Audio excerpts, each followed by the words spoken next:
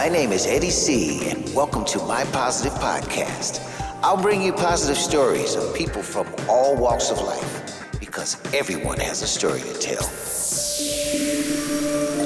Well, hello everybody, and welcome back to MPP, my positive podcast. I'm your host, Eddie C, and this is episode 16, and we'll be talking about tranquility.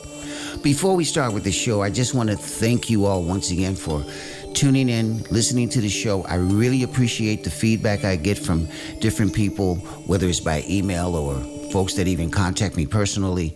It's well appreciated, and we do our best to try to make a show that's going to be pleasurable and most of all positive for you.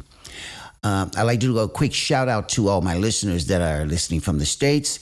I'm going to try to feature more people from the states that have come from the same background that I've been coming from in the Gary, Indiana area.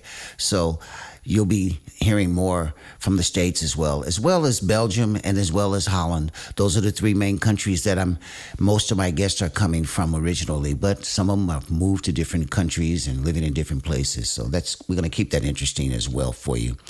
I'm going to also try in the future to make the shows a little bit more in depth with our artists. So it could be that the guests that we have on the show might be maybe one or two guests with a little bit longer interview, depending on our guests. But anyway, getting right off to the show for this week, I'd like to bring you three wonderful guests again. One of my guests is she's a cook. She's working with photography and posts a lot of positive things on her Facebook page. She's also a very sweet person, and you'll get to hear more about her in a little bit. My second guest is a guy who's in construction. He's also like a hobby bass player. He likes to play bass as a way of releasing his tension and getting away from a very strenuous job that he does. My third guest is also quite an unusual and very special guest, because we've known each other since I used to live in the Netherlands, and he's a surgeon and he's a musician as well. And we had such a beautiful, long conversation and actually could have filled the whole show with him. So if you're curious about their stories, tune in and stay positive. My name is Eddie C, and you're listening to my positive podcast. Well, ladies and gentlemen, my first guest on this week's MPP is organizing the part where the kitchen is, and she's also a big fan of Seal. She does his fan club for him, but she's also into photography, and especially black and white photography. Please welcome my next guest, Miss Christel Lommers. How you doing, Christel? Everything is good. Thank you, Eddie. Okay, good. So let's go right into the questions. Tell me a little bit about your roots and where you're actually, where you're born, where you're from, and can you give us a little bit of your background? I'm born in Antwerp, and I'm 57 years old, and I'm married, and I have one son. So, and my parents are died, but I have one sister and one brother. So I have a nice life. I'm happy. What got you interested in working at the hospital into the cooking? How did that come about? I do a lot of things in the kitchen. I clean, I make food, I do a lot of things from the people, for the patients. But now it's okay, but was very terrible with the COVID. But now it's okay. All right. Now, I think yesterday I worked the weekend, one person lay in the hospital with COVID, so it's okay. During the COVID season, you're taking care of the food, so there must have been a lot of very special precautions that you had to take. Yes. There are very different meals we must prepare. So we have patients with diet, with lot of different food we make. So, yeah, but it's okay. it's a good job. I work a lot, but it's a good job. All right. You see, you get a lot of pleasure out of it, and that's most important. That's very important when you like your job. Yeah, absolutely. Were there any particular times during the whole COVID thing where it would, it just became very chaotic for you to work there, or? Yeah, it was not easy for me. We must drag a plastic packet, and it was not easy. You had to wear these sort of plastic outfits. Wow. Yes. That must have been quite uncomfortable the whole day to work with one of those suits on. Yes, but in the winter was okay, but in the summer, like now, it's very warm. I can imagine. Yes. I can imagine. Mhm. So, yeah. So some of the duties you said, you're cooking sometimes, you're cleaning, organizing little things here and there. Is there any one particular thing that you say, this is the main thing that I do, or does it just vary every time you're there? Every time I'm there, I do everything with a big smile. So it's okay for me. Well, that's great. Yes. You have always a very positive attitude. I noticed on your Facebook page, every day you post something very positive, which is very nice to see. Can you tell me a little bit about how you got started doing that? Because you're sort of like, I post also every day a daily dose of positivity with my photos and my quotes. But how did you get started doing that? Was this just something that you said, okay, let's do it because I felt like it, or was it just something that you said it needed to be done? When I was young, I took no attention on this. But now, when I get older, I take every time, every day, every minute with a positive mind. I have also a bad day, but I try everything the positive in life. I take the little things in life. Well, that's wonderful. That's wonderful. Very important. And you just recently came back from vacation. So how was that with traveling, especially now since the COVID situation is not 100% in order? I have a penthouse in Spain, and now we can, in May, I was in Spain, and it was 2 years with the COVID. I cannot to Spain, but Spain really is very good. Sometimes you read bad things about Spain, but it's better than Belgium. Okay. Wow.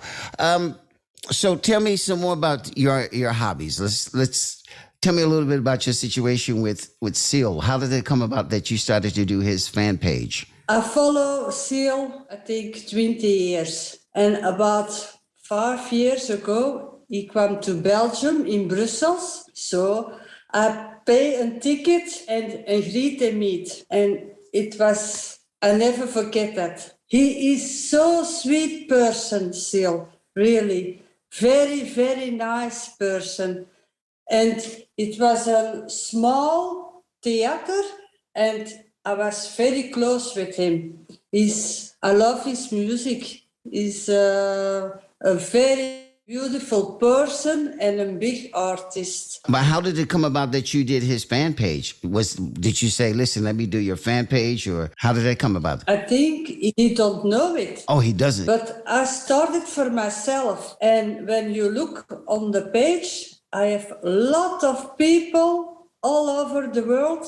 They follow my fan page. So wow, I'm sure he must know something about it. I mean, if so many people are following him. I hope. I follow him on Instagram, and when he posts something, I give always a positive reaction. Okay. And I think 2 or 3 times he replied me. He gave you a reply back. So then he does actually know that you have a fan page, in fact. He gave an answer. So maybe you should let him know that, Yes. Because on Instagram, you can send a message to someone. So you might want to write him a message and say, listen, I have your fan page and there's a lot of people following you. I hope. It's just a suggestion. Maybe. I can try. Tell me something about your photography, because I see a lot of pictures that you make, and you're very much into black and white photography. So tell me how that came about. I love pictures and I love photography, But when I was younger, I like color. But now I find out that black and white give me an expressions on the pictures. I love black and white pictures, and so you can give everything in your pictures. Mm-hmm. And for me, positivity to the people. Some people say you post a lot of pictures and they give not like, but not for me. I give no interesting. Only interesting for myself and for when I die tomorrow. Everybody, my family, my son, have from me pictures. So, but also the simpler things, flower, the sky, is also for me. I live on the 9th floor, and in the evening, every day the sky is different. Never the same. The most beautiful light show in the world is the sky outside. Yeah, it's never the same. But touching back on your black and white pictures, I noticed that you were saying that you like the contrast between the subject. So you want the subject that you're taking the shot of to come out more than having with colors, which I know you see a lot. You see a color picture and something can take away from the actual subject that you want to see. So you're really doing it basically so you can focus on the subject matter, right? Yes, yes. Sometimes with the color, give the photo more expressions with the color. But yes, I love black and white. I think when I was younger, a little girl, all the pictures were black and white. I think back in my little years, I think. It's sort of a nostalgic kind of approach that you have with black and white pictures. Yes. Yes. You know, you're married. What does your husband do? Is he also associated with doing the same kind of work, closer to the work, or something completely different? No, he works on the port of Antwerp. Okay. So something completely different again. Yes, completely different. Yes. Oh, wow. And your son, is he a teenage son or he's... No, he's 28. Oh, wow. So he's on his own as well. He leaves the house and he buy an apartment with his girlfriend. So now it's good, but the first days he leaves the house, it was very difficult for me. No mother likes to have her child leave the nest, as we say. Yes. It's my big love is my son. Also my friends, my man. But a child is a different love. A child is always an extension of the parent, in fact. Yes. And my son is a very sweet man. Also, he have the positive attitude. So he's a very nice boy. Oh, fantastic. So the apple didn't fall far from the tree, as they say. Yes. I'm proud of my son. Oh, fantastic. We were talking about your musical thing. You have the nickname, was it Crystal Rose? What can you tell us more about that? You know, I love music, and on Facebook was Peter from Veen, but I don't know him. But also with music, he contacted me, and now he does a radio show, DMN, on Wednesday evening. And now I work with him together. I make the flyers for every week from the radio station. All right. That is my work now. I work for the radio station. You have all of these hobbies that you're doing. How do you have time to find some balance between everything? It's okay. Sometimes it's not easy, but I do my best. Sometimes when I work very much, it's not so easy, but I try to take time for my hobby. So I have weeks that I work all the week, and I have weeks like now, 2 days free. So every week it changes. And I work also for Ferdinand. He's a big producer from Belgium. And I make also flyers and the covers of his label. Okay. You're doing those things digitally, right? Yes. Basically. Okay. Fantastic. Well, listen, we're getting close to the end of our interview. I have one more question for you, and that's our theme, which is tranquility. So what does tranquility mean for you? means a lot. Yes, means a lot for me. All the people are very rush and busy, but you must also try to keep calm and take your rest. And all the people sometimes are bad and talk bad things about people, but it's not my thing. I try always to say to the people, try to positive. Every day is another day, but the world is now not so good. But I hope it's go better. And I say to the people, enjoy your life, the little things. When you want a cup of coffee, enjoy from your coffee. You see? But some people will a lot luxury, you know? I have also luxury, but I work hard.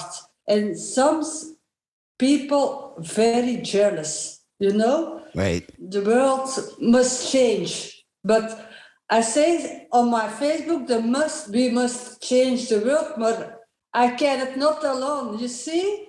Mm-hmm. You know, every little bit helps. You know, every person that's throwing something positive out there online, which is what I try to do with the podcast, with my quotes. Every little bit of positivity will help. And I constantly say, well, if everybody took 5 minutes a day and threw something out positive, that would change a lot of the attitude that's going on around the world, you know? Like last evening with football, England, Italy, when you see after the match, England fighting with people, I don't understand this. You see, you must, when you go to the match and you lost the game, okay, but try to be positive and enjoy it, but not to fight. Well, you know, I think a lot of times losing a so-called competition, it's not about that. It's about the fact that you got as far as you did, and they actually should be glad they got as far as they did. You know, because they could have been knocked out much earlier if they would have been, for example, on the opposite bracket. So I think that the majority, there's always a small amount of people that are only about being the best, only about winning. It's great to achieve, but it's not about just being the best. It's about getting the best out of yourself, I think. And that's where the difference comes. You have to look at the world as the way it is. But if you do the little positive things around it, whether you win or lose, you're still a winner at the end of the day. As long as you know you've done the best that you could. Yes, of course. Yeah. Yes. So we must try to make the world better, but the people must change. See? Not a lot of people have positive attitude, I think. But so I hope for a better world. All right. Well, on those words, I want to thank you for coming on the show and sharing your story and keep posting those positive things. And we'll definitely, I'm sure we'll run into each other in the future. Okay. Cool. All righty. Thank you so much, Christel. All right. Bye-bye. Bye-bye. This is My Positive Podcast with Eddie C. Well, ladies and gentlemen, my next guest is a guy that I met actually at a party of a common friend of ours, and we got into a very nice discussion. He's a hobby musician as a bass player, but his main job is a civil construction worker, designer, engineer, and I was enthusiastic to have him on the show and hear his story, and especially because he's a very enthusiastic person as well. So please welcome my next guest, Mr. Danny Maddelein. How you doing, Dan? Good evening. Fine, thank you. It's very fine. Great. I'm spending the third week of my annual holiday, so I'm great. Oh, fantastic. Well, listen, let's go right into the questions. Can you tell me and your audience a little bit more about your background and, you know, where your roots are, where you came from, and how you got into the construction world? Yes, I can. As a matter of fact, I'm about 50 years old, and the adventure started 25 years ago, or 30 years ago even, when I studied in Ghent, and I chose the civil engineering business. So I studied for 5 years, got my master's degree in civil engineering. And then after that, I went to, as an expat, went to work in Thailand, Bangkok for 5 years for the construction of an elevated expressway between Bangkok and Pattaya. After that, wow. I went to Dubai for the construction of a high-rise buildings for B6. And then I continued my career in Belgium. Wow. And so you started out and what gave you that idea? Well, this is what I want to do. Yeah. Well, I'm good in the mathematics. So it was quite clear from the beginning when I was 16 years old that I would do a master in civil engineering.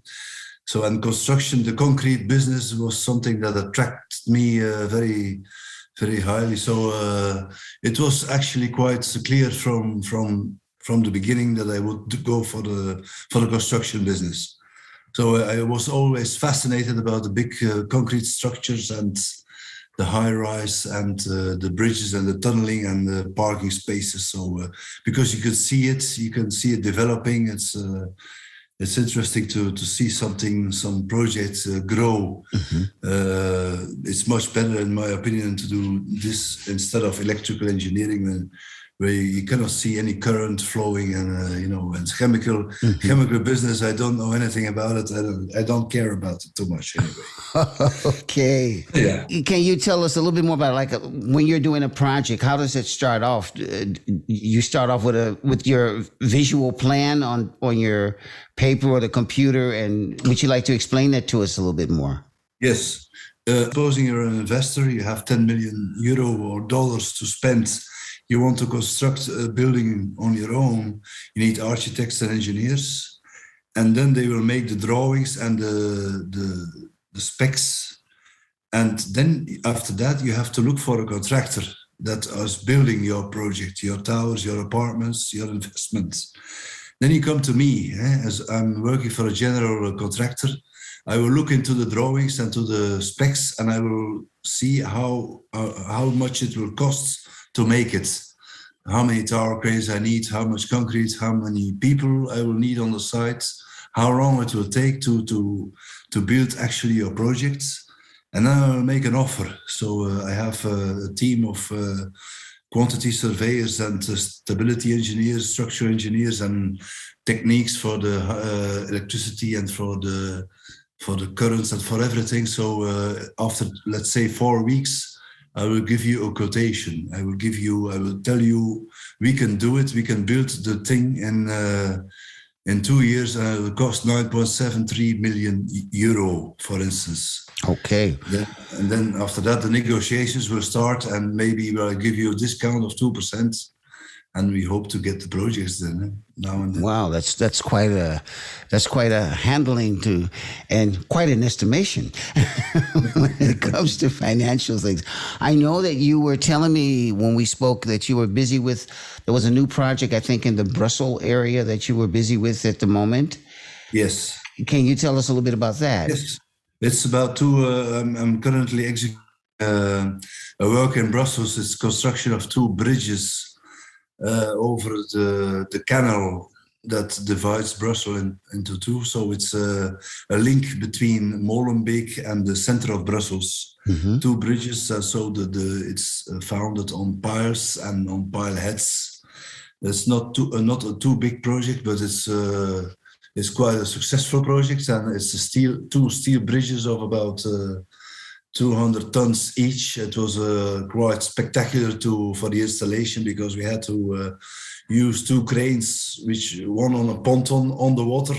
So there were about 350 people watching us. Wow! Installing the bridge during the weekends, during long weekends 1 month ago. So it was a spectacular work, but it went well, and we are actually making some profit on it, and everybody is happy. So that's the most important thing. Okay. Well, I know that you also, with your projects, you're a man of many ideas. And do you ever make your own designs or anything for particular projects? Have you done that, or are you doing that? Or actually, it's all about, in the construction business, money is very important. I'm not an architect. I see the drawings and I look into it. Can I do it cheaper? For instance, if you need to construct 2 layers underneath the ground, you have to do blinding, or you have to do stability of the building next to it. Can you do it cheaper? Yes or no? This is the main thing that I'm worried about. Sometimes I find something to do it faster with a different crane or a different execution methods. But for the actual, architectural stuff, I'm not very. I would say this is not my kind of business. I'm not an architect, so it's just the architects make the drawings, make the design. I see if I can make it cheaper and with the same materials, just in execution. But creating myself, I cannot do, because we are a general contractor. We execute what we are told to do. The architect already. is the boss. Okay. Are there any major projects that you're busy with for the near future? Yeah, there is quite a lot of things coming soon. So there is a 150 million euro project in Ghent for the metro, the tram in Ghent. The train also to clean up, and this is a very big project already, a tender which will be decided end of this year, and there is three competitors in this business. So we have a 1/3 of chance, let's say 33% chance to get the project, but it's very valuable for us and very important. So tough competition.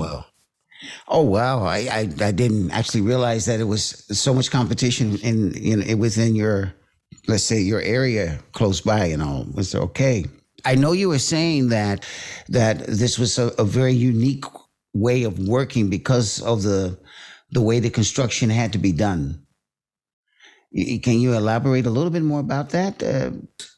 Well, it is actually in the center of Brussels. So we have a special area. We have Molenbeek, which is a kind of difficult area in Brussels because of a lot of migrants from Northern Africa. And the center of Brussels is more expensive area. So the city of Brussels wanted to do something about it. They wanted to, get the Molenbeek area more active, involved in the center of Brussels, make a more, a connection between the center of Brussels and the area which is more Northern Africa. So we had to make the piles next to the water in a very congested area. So the traffic is heavy. You have a lot of people walking, pedestrian situations there. So we had to conduct the piling in a very crowded area with a lot of traffic jams and a lot of traffic engineering. That was it was not easy to do it. We knew we are going to face problems with people, obstacles. So also with existing cables, existing electricity, telephone lines and everything. So it was a challenge, I must admit. But it went well. We had a good cooperation with the environment, with people. We spread it every week, a small newspaper of 4 pages to the people, the local people, to inform them what we are going to do in the next month, so that everybody was involved. And if there was any problem, we could put the problem on the table of the weekly meetings. There were some people from the neighborhood as well. So in that way, like the market, the Tuesday market, a lot of people are there, and we are standing there with very heavy machines of 70 tons. It's quite it's a challenge. So you need to get the local people involved in the project, and it was successful. We did it. Our approach was very good. It's quite an undertaking, because there must be a lot of preparation hours before you even start to, let's say, let the first hammer fly or whatever. Exactly. Yes, at least 2 or 3 months. We started with the preparation, office works and drawings, for instance, the traffic management. First, you have to cut off the street. So all the traffic has to be divided to other streets and other places.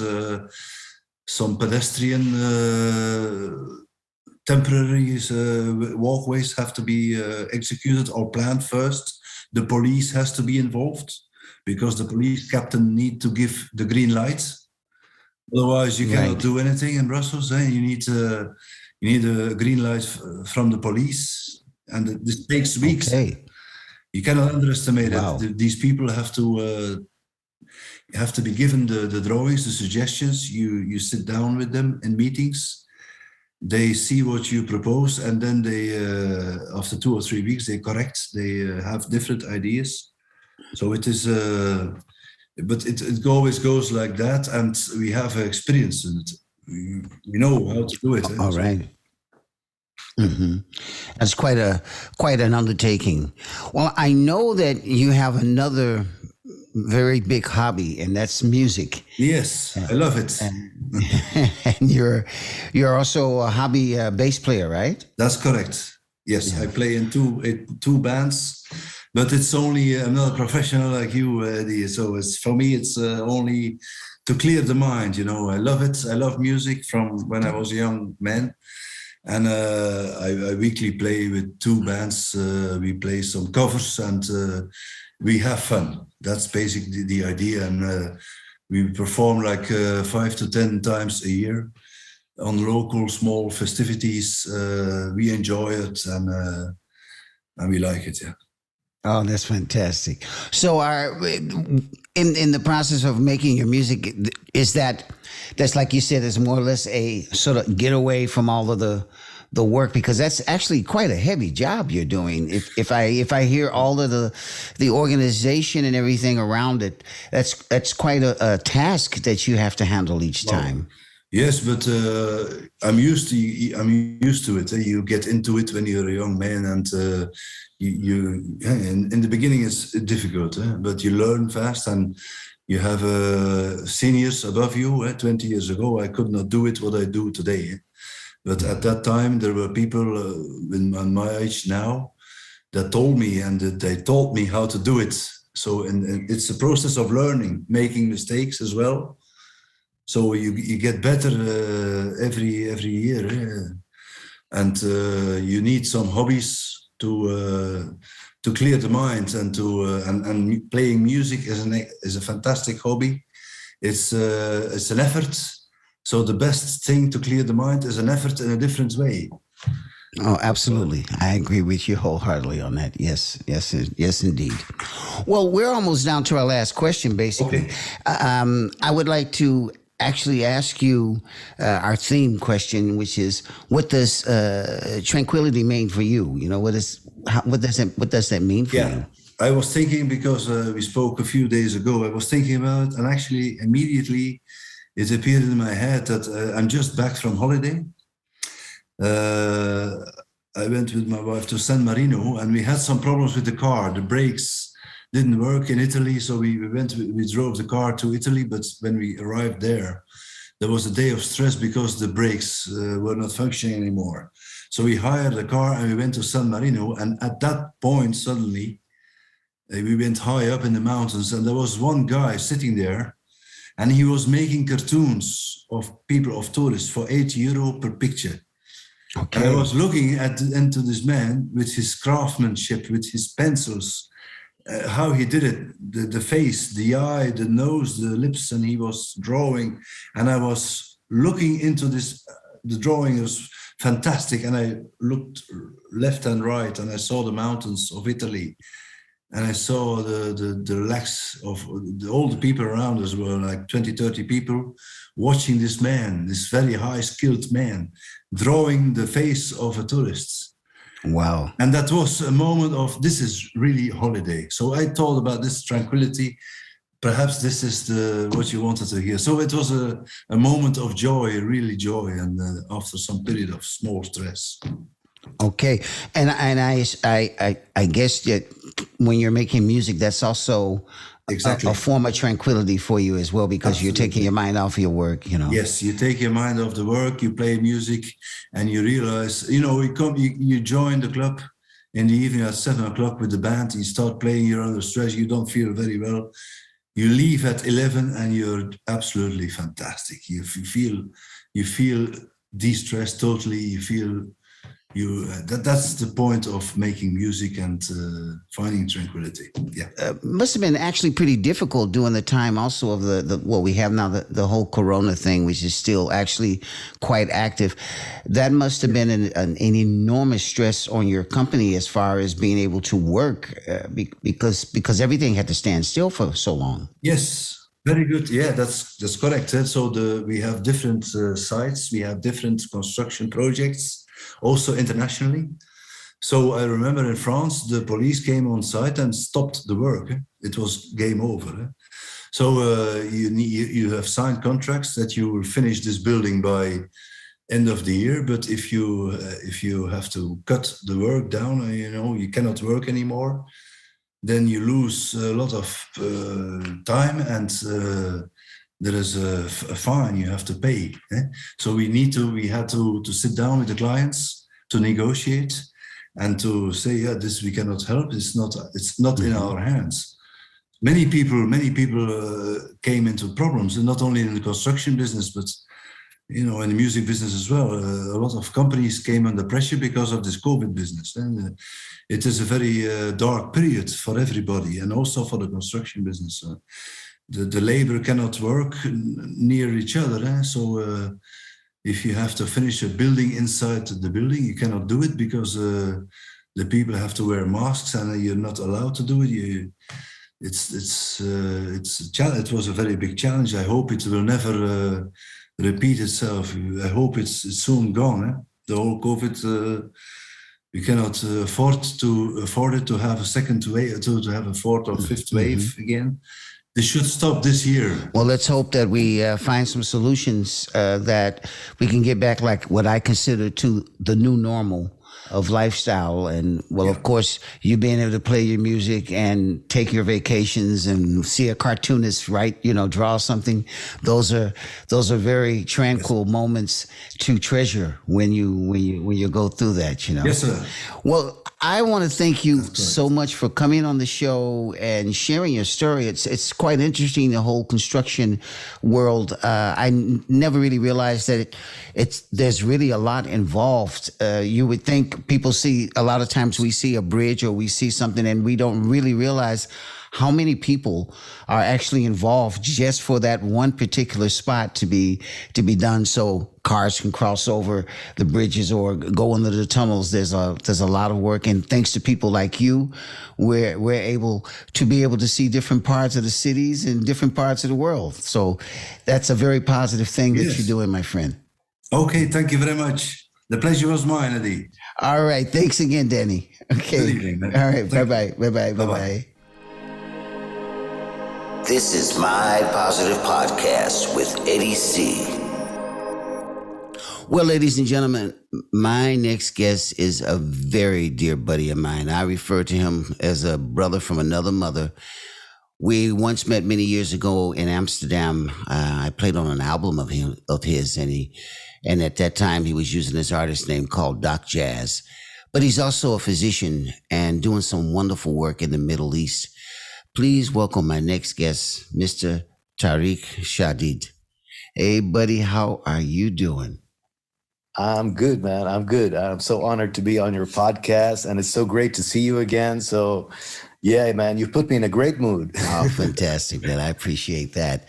Well, listen, we've got a lot to talk about because you've done some wonderful things, not only musically, but also in the medical world, and still doing that as well. And then in difficult times, especially where you are.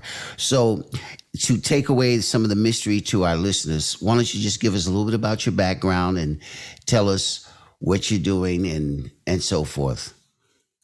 Okay. So hello, everyone who's listening. I hope you're having a good time. I hope it gets better hearing us. My name is Tariq Shadid. I was born and raised in the Netherlands. I'm of Palestinian origin, and I'm a surgeon. I think that's the shortest summary I can give, but I can add to that I'm also a musician.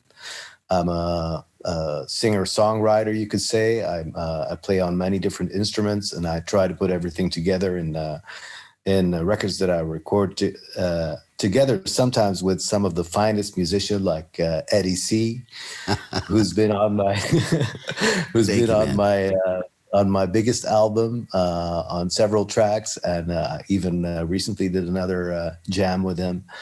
And it's just always a pleasure to work with Eddie. Like Eddie said, I'm in the Middle East now. I moved here to the United Arab Emirates about 12 years ago now.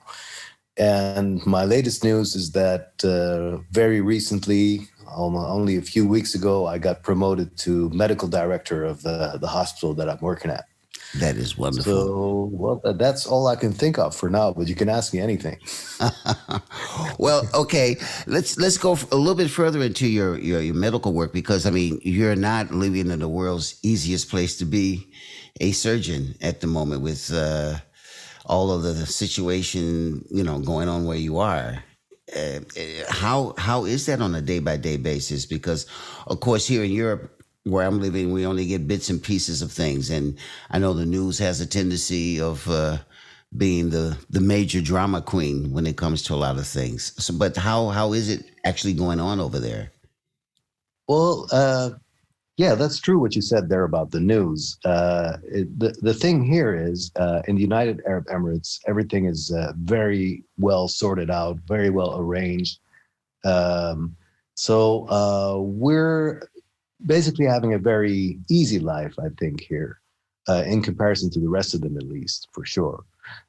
So this is I think the quietest part of the Middle East, and the thing that's disrupting the peace right now is the pandemic.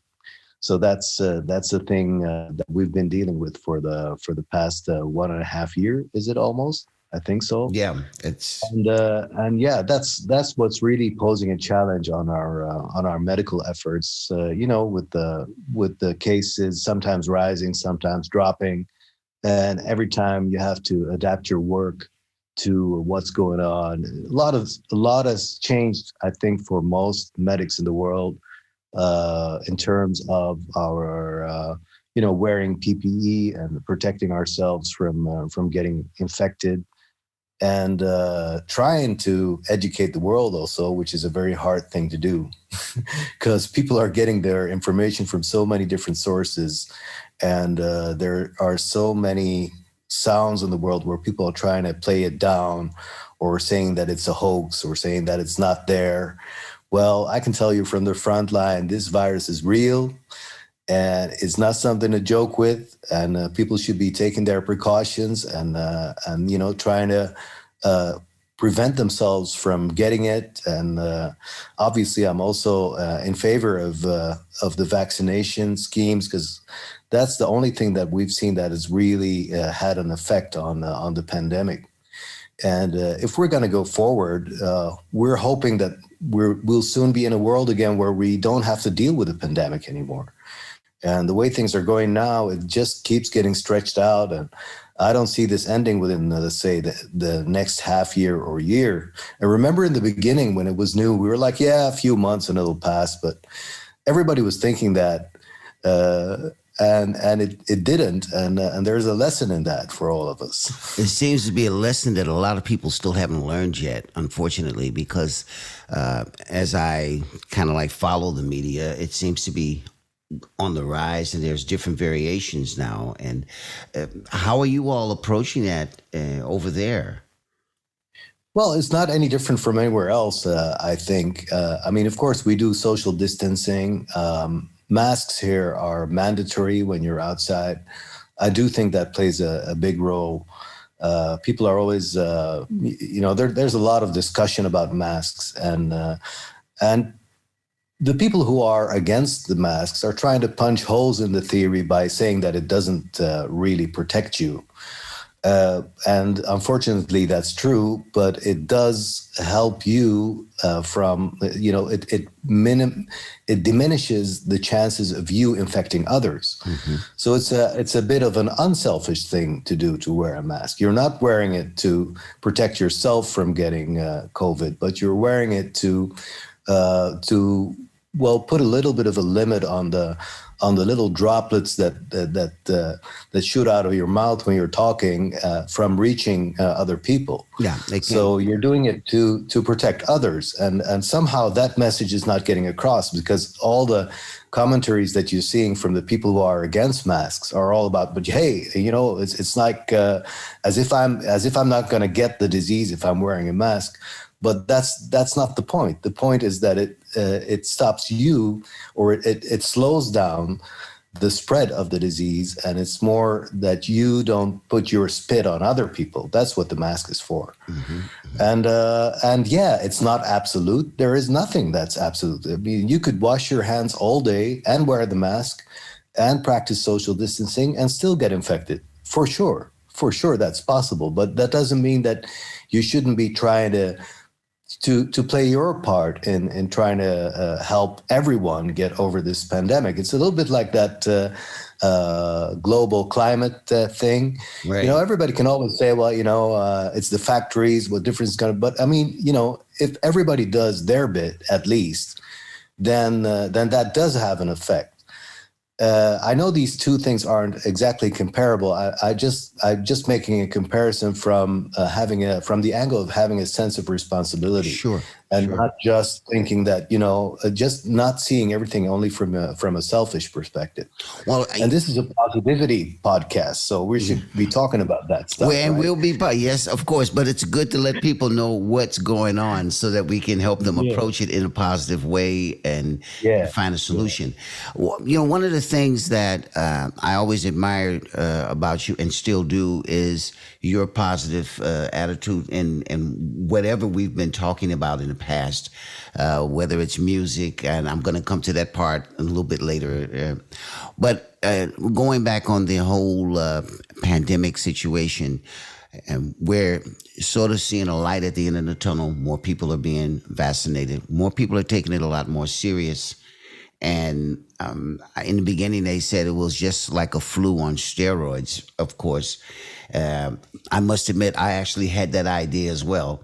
But on the other hand, I got vaccinated as well with I've had both of my shots. But at the same time, I do sometimes have troubles with the way that the media approaches it, and that, for example, especially in Europe, I think that each country has their own idea about the rules. And I'm thinking, well, if everybody took the same line rule-wise, it's a lot more easier to contain. What's your opinion about that, and how are you all doing it over there? I think you're absolutely right. I think that what we had in the beginning of the pandemic was a huge discrepancy between, we could almost say East and West. In the East, it was being taken very seriously. People would say in the West that was very exaggerated. And there were serious lockdowns, and masks were mandatory from the beginning. And in the West, it was like, come on, it's just like a flu. They weren't even saying on steroids. They were actually promoting the idea that it was that the actual flu was worse. And that misconception or deliberate lie, I don't know exactly, but that's still going around. There are still people who are believing that, and it's based on nothing. And I totally agree that, if this is a pandemic, which means it's everywhere, and if it's being dealt with in a different way in all these different countries, then it's going to be very hard to beat. But it's very difficult to unify the rules, because the WHO, which is the only, let's say, worldwide spanning thing that we have that could play that role, is not taken seriously by everyone. Even you saw how Trump was dealing with the WHO, and that said everything.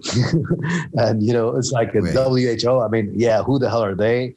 They're a bunch of health worker organizations, working together and setting international rules, trying to promote healthcare in all various kinds of ways.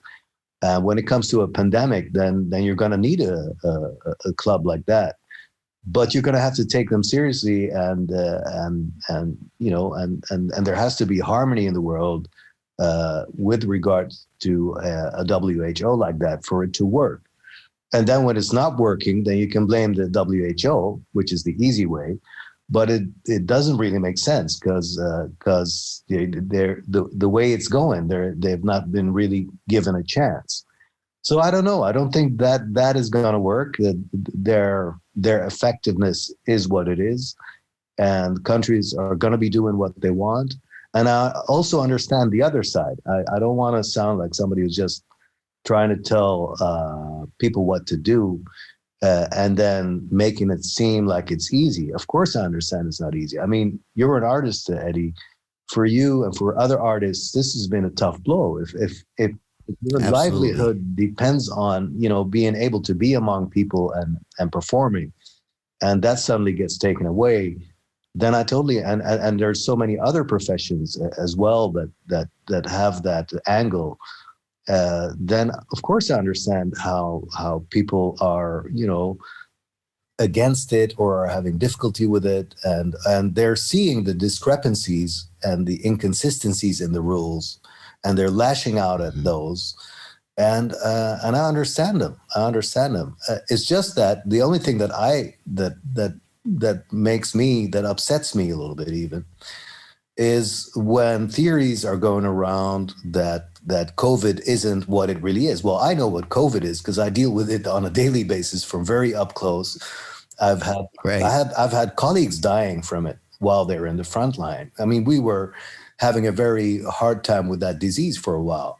And, to lose a colleague like that, you can't say, well, it's an infectious disease. There's been infectious diseases all the time. This is nothing different. Well, it is something different because we didn't lose two colleagues in a struggle against a pandemic in the past. For as long as I can remember, I've never lost any colleague to an infectious disease. So it definitely is something different, and it's very disruptive and very unconstructive of people to embrace theories that are trying to prove the opposite. So I understand people having a difficulty with the rules. I totally understand that. I sympathize with that. I don't sympathize with untruths and lies being spread around a disease that is affecting all of us in such a way. You got to be very careful with that. And if you're not a medic, if you haven't studied the topic, why don't you leave it up to the people who have to be talking about it? And they're spreading videos of people who are, barely qualified to know what they're talking about or not qualified at all. And just because they're singing a tune that goes down well with the people who are upset, those videos go viral, and they're a problem. They're a problem. But staying positive. Well, that's what it's all about, man. Yeah, keeping a positive attitude about it. Those stories are not going to win. Those stories are going to die out. I'm sure about it. Well, I know in the beginning there were questions about what's in the vaccine, and of course, all kind of different theories have in place. And I did some research myself. Once I started to see how it actually works, I started to change a little bit more my attitude about it as well, because in the beginning I'm thinking, what is this? Is this another way of Big Brother trying to control us? Well, at the end of the day, Big Brother controls us anyway, if we really think about it. Well, you're raising an interesting point there. I mean, I'm one of the people who is very skeptical about Big Brother and suspicious. But this is something I'm dealing with in my real life. So what am I going to believe? What I see in my real life, backed up by my own medical knowledge, or am I going to believe? Sorry to use the word, but some idiot on a video, on a viral video, who is speaking medical inconsistencies while making his point. And in the beginning, it was quite upsetting, especially when the pandemic was hitting our hospital and we were in the middle of it. And friends of mine sending me that video. It's like, why do you send me that video? What do you want? You want to teach me something, or what's going on here? And then I opened that video, and it's like this whole tirade of nonsense, and me having to, I sit through that. No way, man. I'm listening to 2 minutes of that. Already heard 5 things that don't make any sense. How am I going to listen to the rest of it? So I lashed out a little bit at those things. Now I think the right attitude is just to ignore. It's just background noise. You know, we have a pandemic. We have a real virus. We have a vaccine. I'm not so crazy about vaccines in general. I just don't see that we have an alternative. You know, this is going to do something, and we've seen it do something, even though we still have cases coming in. The cases that are coming in now, when they've had a vaccination, I mean, here you go. The vaccination doesn't give you 100% protection. You could still get the disease, but we are clearly seeing that those who have been vaccinated don't get that very, very severe version of the disease that we were seeing when the pandemic was brand new. We were shocked. The whole medical world was shocked about what this virus could do to people, and how it can interact with your immune system and just bring down a whole body. And in such a short amount of time, and with such destruction and such virulence and such strength, and it took us by surprise. And now we're on a totally different level in dealing with the people who are diseased. We can actually do something for them now, and things are getting better. And I'm positive that we're going to beat it. I just don't know when. And all those people who were talking all that nonsense, well, you know, I forgive them. They don't know what they're talking about, but it's going to be over, and then we can all forget about it. All right. I appreciate hearing those words, and I think my public as well, because, you know, that's a subject that we can't get around at certain moments of the day, you know. So it's pretty good to see that happening. Well, buddy, it's quite a subject to talk about, of course, the whole pandemic thing. But I want to go over to something a lot more positive, and that's your musical side. You know, you're being a multi-talented singer-songwriter, instrumentalist. Let's touch on that subject. How did that come about? In combination with wanting to be a doctor, was wanting to be a doctor the first thing, or was wanting to be the musician the main thing at first? And they refer to you under the name of Doc Jazz. And how did you come up with that whole thing? All right. So chronologically, wanting to be a musician came first. So because I was like, I think I was like 12 years old when I first heard some friend of mine at school gave me a tape of the Beatles. Now I'm not that old that you know that Beatles was what was on the radio. So for him to give me that tape was like really you know, a flashback in time. But and before that, I was more into I was raised on Arabic music, so that's what I was listening to mainly. But whatever I was hearing that wasn't Arabic music, I was mostly into soul and funk. That's the type of music that appealed to me more. So I was loving the Jacksons and that kind of thing. And then he gave me a tape of the Beatles, and I listened to that tape. And from the first time I heard that tape, I said, "What is this? This is incredible!" And I just kept playing that tape over and over and over and over again.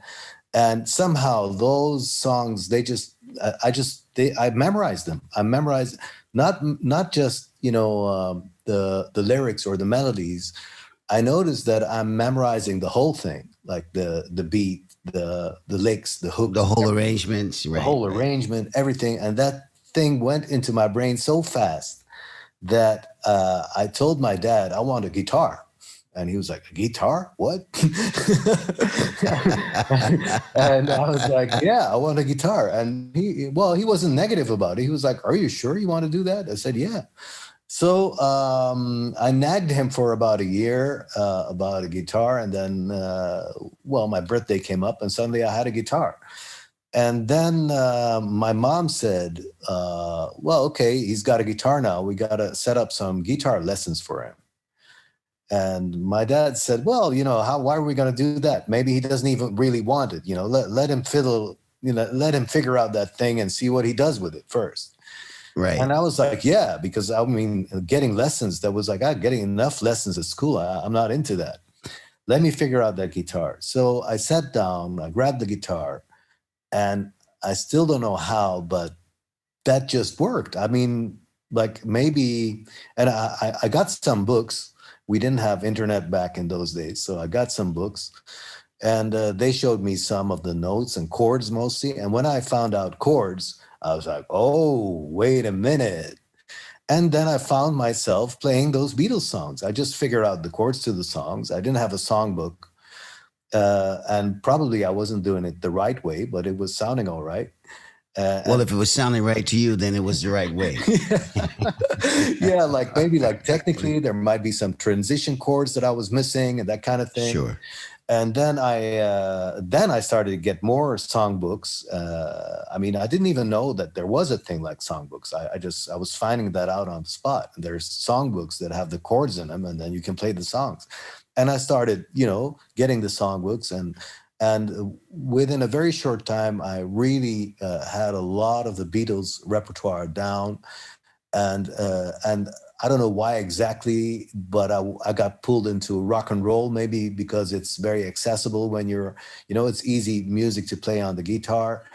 And I started playing Elvis and other rock and roll songs and the songs of the movie Grease, and that kind of thing. And a few years after that, and also I started to play for people, which was actually my dad's fault, because my dad was surprised that I was doing all these things on the guitar, and he found it very cool. So whenever we had guests over, he was like, Tariq, go get the guitar. Oh yeah. And I can relate to that with my mom. Yeah, I can relate to that. Yeah. Hey, Eddie, grab your congas. Come on, play. Show them what you can do. So I can relate to that. Yeah. That's cool.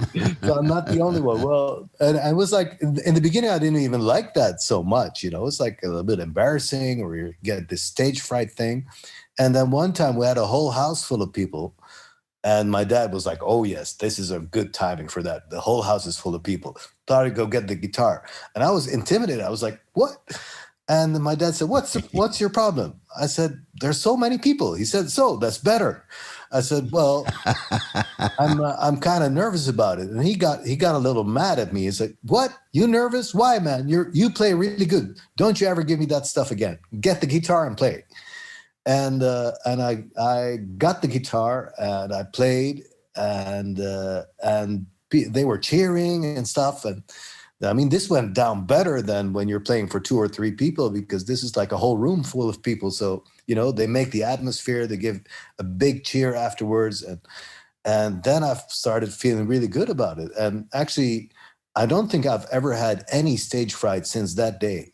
So I got to be thankful to my dad about that, because I did have stage fright at that time, but I don't remember ever having faced that feeling again ever after. So then my sister wanted to learn how to play the piano, and they got her a piano, and they got her piano lessons, and then there was a piano in the house. So I was like, okay, let me see if what I taught myself on the guitar, I can find those same notes on the piano. And I started finding my guitar notes on the piano, and I started strumming the piano the way I strum my guitar. And then I found myself playing piano songs, and I figured out that you play the piano a little bit differently. But it's all chord based, everything I know. I still can't read any notes. I don't know how to read notes. Welcome to my world. Why they won't get into my brain. Man, we can relate. We should make music together. Oh, that's what we've been. That's what we do from time to time. Yeah. So, yeah. We do, and I admire people who have a lot of music theory and notes and everything, and I feel like a kid when I'm around those people. I feel like Oh somebody yeah. who came out of the I'm like I feel like a bum who walked out from the streets and who is maybe a poet, maybe he's good with words, but he doesn't know how to read and write. So he's entering into a literary club and he's doing his poetry and they're looking at him and they're like, oh, okay, all right. And then Well, so sorry to interrupt you there. I can relate to that wholly. I can hardly read. I've made it my profession for my whole life.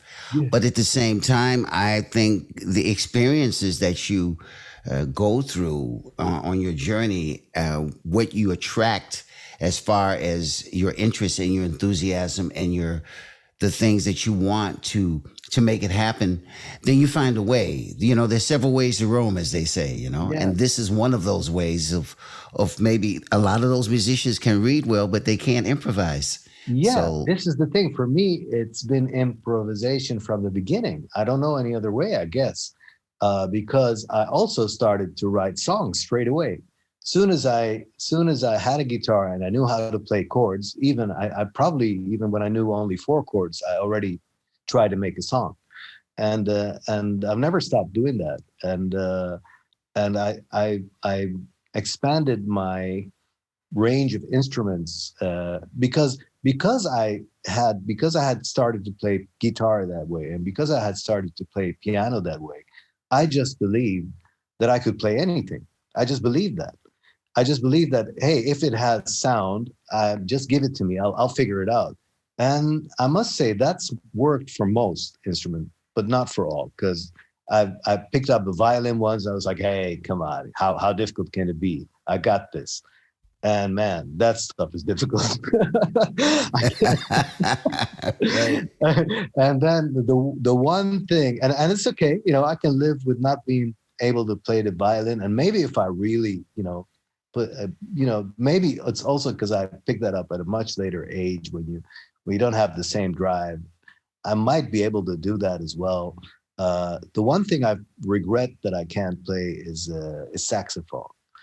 And the things that I think the music that I was doing all my life. I think I've been a musician all my life because I was doing percussion on everything, on tables, on chairs, and I'm sure you can relate to that. Absolutely. Absolutely. Yes. And that never stops. I mean, I don't think I'm that like that nervous guy who's sitting there and just being nervous. No, that's music. It's music to me. It's I'm hearing a song in my brain, okay, and I'll be tapping to that. When I'm driving and being a percussionist at the same time. Don't worry, I got my hands on the wheel, but I'm still hitting something in some way, and the music is on, and I'm hitting things, and I'm very happy with the new conga set that I got. And it's fun, and maybe you as a professional conga player, if you hear me play, you're like, what the hell is this guy doing? But to me, I just see you having fun, man. oh That's yeah, that's what I hear. that's And that's exactly what it. it's all about. It's about fun in the first place. It's Yeah, always about fun in the first place. If you approach it with any other reason than wanting to have fun with it and it being an extension of what you're feeling inside, then you shouldn't be busy with it. that's totally it. That's totally it. I mean, like for instance, for me, the thing that makes me I don't want to say insecure. I'm not really the insecure type of guy, but I'm like modest about that kind of thing because I know that I'm holding my guitar the wrong way, I'm hitting the piano the wrong way, I'm hitting the congas the wrong way. And then I'm in the back of my mind, I'm like, what's the right way anyway? And who said that that's the right way? Exactly. Isn't it about the sound that comes out of it? Because I've seen a video about how conga is played, and then I look at what my own hands are doing, and I was like, that doesn't look anything like it. But it kind of sounds like it though. Well, that's what it's about. It's about the sound. It's about the feel. I mean, I never went to school. For me, I just went through the school of life. I'm experiencing that every day. Every day is a new class for me. Yeah. And whether it's making music or whether I'm with a camera in my hand doing some photography, it's all about what I'm going to experience that day is the lesson I needed to learn to achieve and do that. That is so beautiful. That's so great. That's a really great way to put it. But that's hard to believe when I see what you do on a conga, man. That's like magic. That's oh, thank you, brother. That's thank crazy. Incredible. Thank you, buddy. If that's coming natural, man, then you got a little conga musician, so a magician, conga magician inside your body somewhere. Well, thank you, brother. Well, the other thing is that if I look at you in combination with your that you're such a fantastic musician, because I admire your songwriting, also your singing as well. That when I hear you doing your music, and then on the other side, there's this prestigious doctor surgeon that that's also a form of music in a different way, because you're saving people's lives, man. Well, yeah, that's an interesting way of putting it. Thanks so much for your compliments and the music.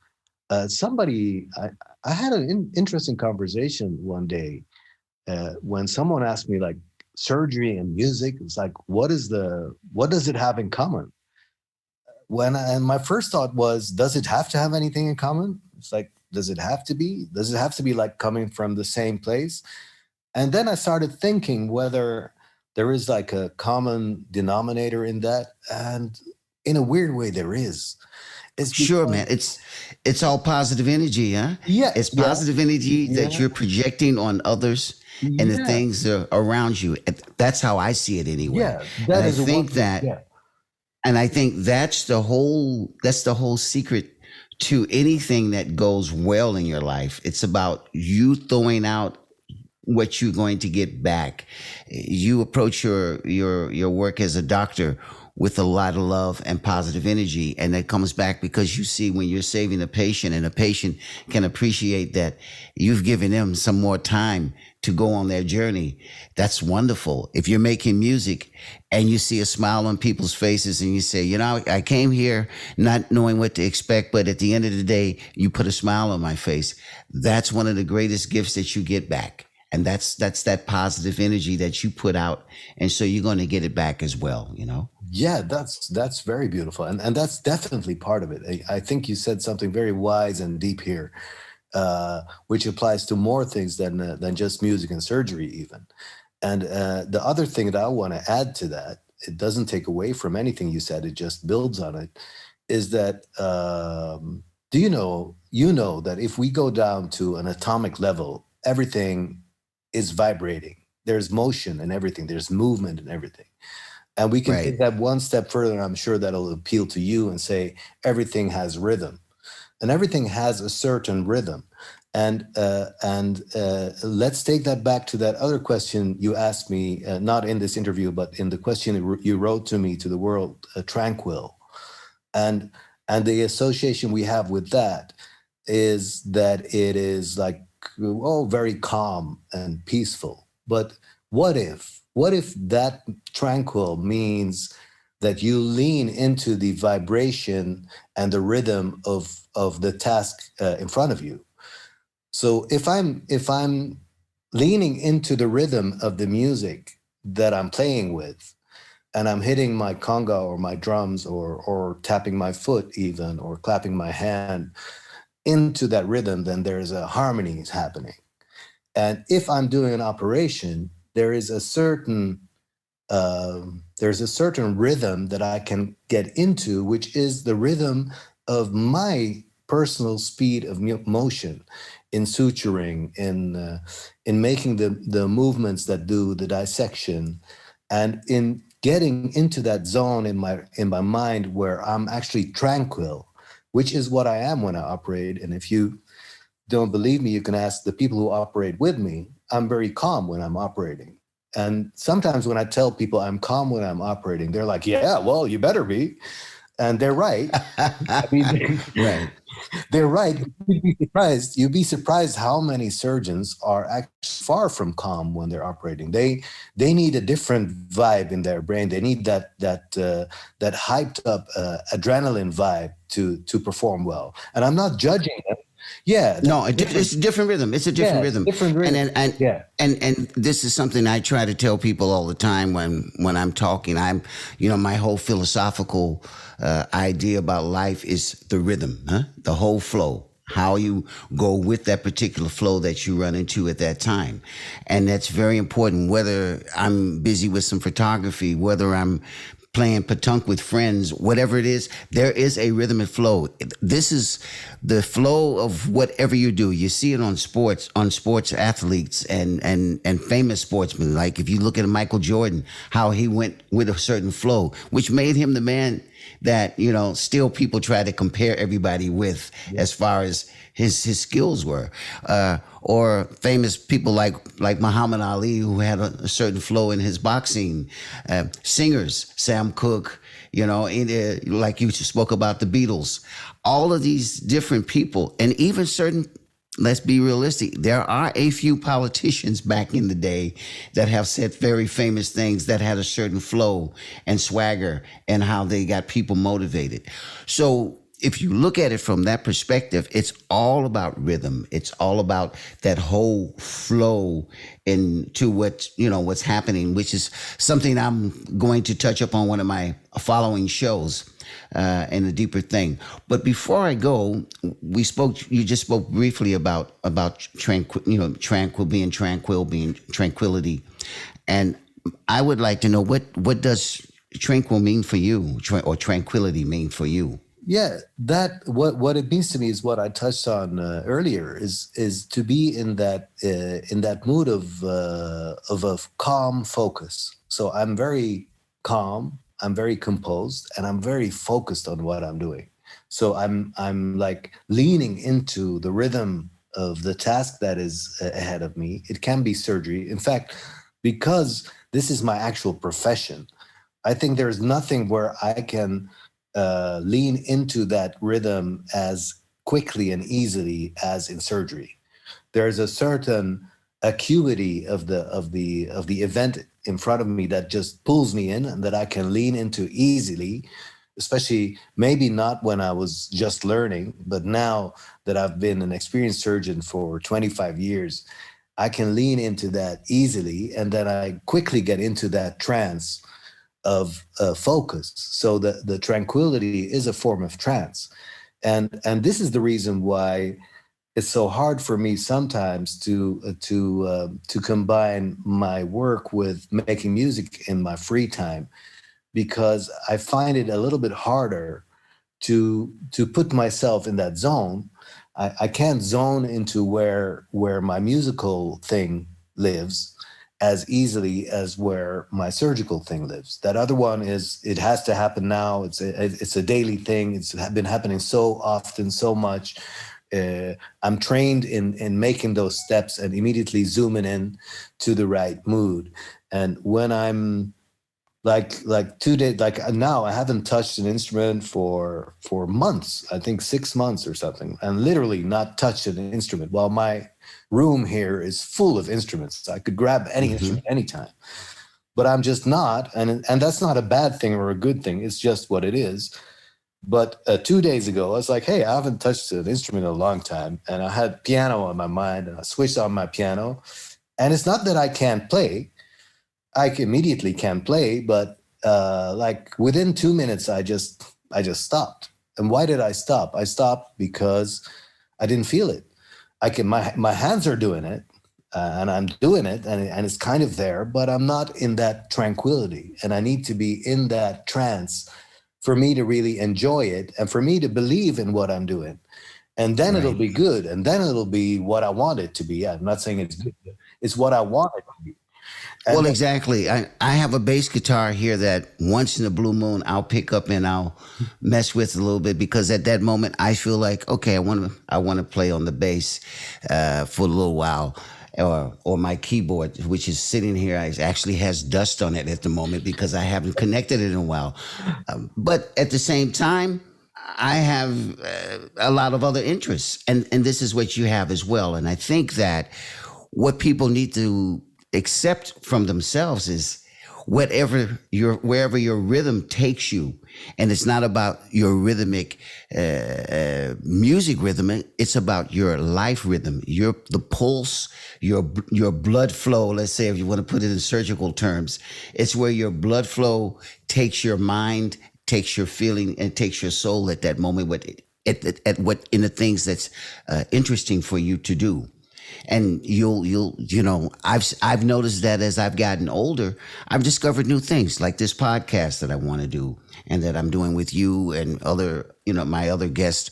The fact that I've gotten more and more in the last 5 years into being interested in photography and discovering other new avenues around me, because life is about a lot of things. And once we start to tap into that rhythm, then we're starting to appreciate our journey that we've had along the way and the journey that's still to follow for us, Wow, man, that's so deep. That's so good. Really, really, man. This, even just this sentence that you just said, that should make your podcast heard by everyone. There's so many people who can benefit from hearing that. The concept of rhythm and leaning into the rhythm that is ahead of you, and I can't even say it as well as you did. You said something beautiful there, and it needs to be heard. People should be listening to your podcast for real. Oh, thank you on that, brother. I really want to thank you for coming on the show and sharing so much. I could have done a whole show actually with you by yourself, because we've got so much to touch on, and I'm sure in the future we will be in contact again, whether it's on the show, whether it's something musically. We will definitely be in contact. It's like we always have this sort of path that that crosses from time to time, and it's always in a good frame of mind. So yeah. I'm very proud to know you, my brother, and likewise, you're doing some beautiful things over there. Keep doing that with whether it's your surgery, your music, man. Keep spreading that joy and your tranquility to others. I really adore and appreciate it. The same. Keep on doing all those things, the podcast, the photography, the music, and in the world of rhythm, conga is king, man. Conga is king. All right, bro. A lot of love to you, man. You take good care of yourself. Love you back, man. Take care. All righty. Bye-bye. Bye-bye. This is MPP, and I'm Eddie C.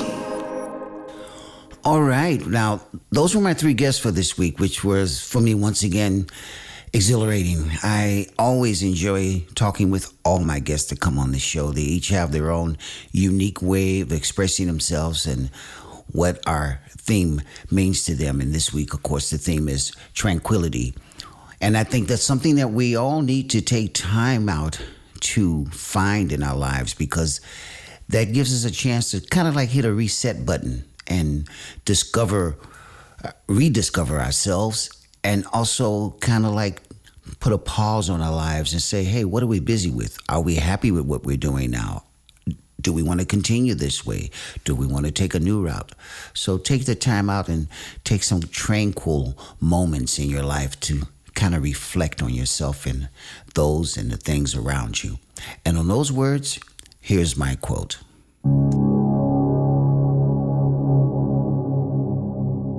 Tranquility. Those moments that give you a peaceful mind to escape from your daily job. Giving attention to your family and friends with simple things. Watching someone do their art form and enjoying every paint stroke. Making music with friends to create harmony and cohesion together as you become one in tranquility.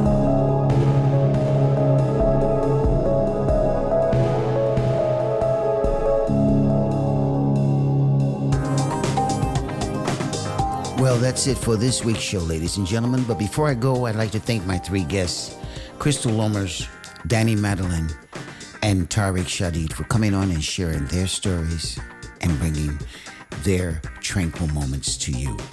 And remember, take a time to pause, find those tranquil moments in your life. Until next time. You can find me on all platforms like Spotify, Android, and Apple. On Facebook, look for My Positive Podcast, and my website is mypositivepodcast.com. You can also contact me via my website or Facebook. A very special thanks to my technical producer, Iswan.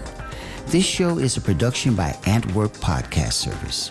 My name is Eddie C., and this was MPP, My Positive Podcast.